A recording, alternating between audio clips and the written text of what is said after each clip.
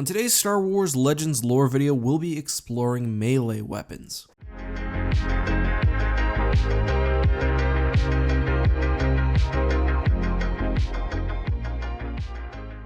Hey guys, this is EckhartsLadder. Hello and welcome to another episode of Star Wars Legends lore. We continue our look at warfare within the Star Wars universe by examining melee weapons. I will be putting two quick restrictions on this video. First of all, we're not going to be covering any lightsaber technology, and we're also not going to be looking at any real-world weapons, so knives, lances, etc. Just know that if it exists in the real world, it probably exists in Star Wars. I will say though, there are actually a lot of interesting basic weapons in the Star Wars universe, for example the Reich blades of the Wookiees or the gaffy sticks of the Sand People, but there are just so many that it's not feasible to cover them all. So let's get started by taking a look at Vibra Weapons. And Vibra Weapons were some of the most common melee weapons in the Star Wars universe. They were electronic and used a small generator to very quickly vibrate the edge of an object, which could then be used to strike and cause damage, almost like a really small and powerful buzzsaw or chainsaw. Most Vibra weapons had variable power settings, but not all of them. Now, anything could be made into a Vibra weapon with the addition of generators and an edge. However, blades and swords were likely the most common Vibra weapon varieties, but almost all weapon types have at least one Vibra variant: brass knuckles, whips, axes, etc., and they all operate based on the same principle. Although Vibra weapons were not by their nature lightsaber resistant,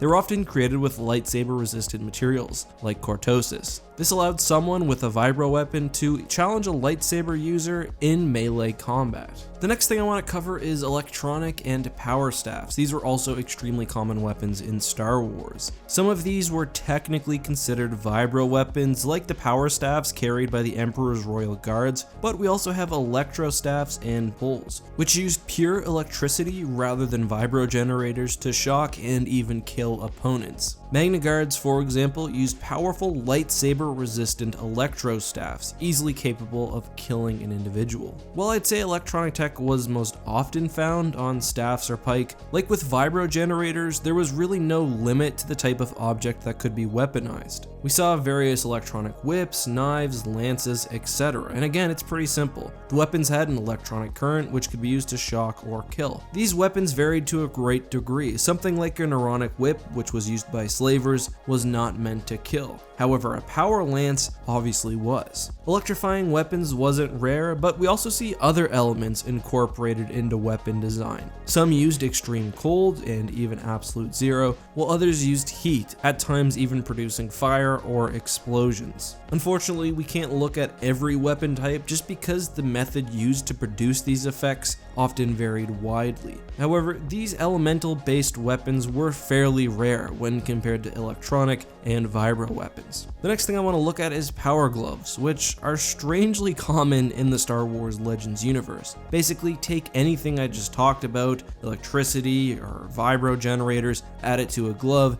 and it probably exists. Some gloves, like those of the Gamorreans, also just upped the strength of the user. Others were meant to crack through shield technology. Gloves were sometimes used on their own or in conjunction with some other melee weapon. We also have the unique weapons of the Yuuzhan Vong. Vong weapons were all organic and were grown to specifically meet the needs of the user. They were all unique, however they often took the form of staffs. They would use mouths or barbs or protrusions to cut or bite at enemies. Finally, we have what I like to call force weapons. Dark side users were known to increase the lethality of their blades through the pure power of the Force. There are also cases where the weaponry of great warriors is somehow endued with extra power. Finally, there was the Force weapon ability, where a Force user could cast almost like a protective shield over a melee weapon, which gave it extra durability, even allowing it to fight against lightsabers. And that is my primer on the melee weapons of the old Star Wars expanded universe. Now, obviously I didn't cover everything. There are thousands of weapon types in Star Wars Legends, some which are the exact same as the ones we use in the real world, some which are radically different,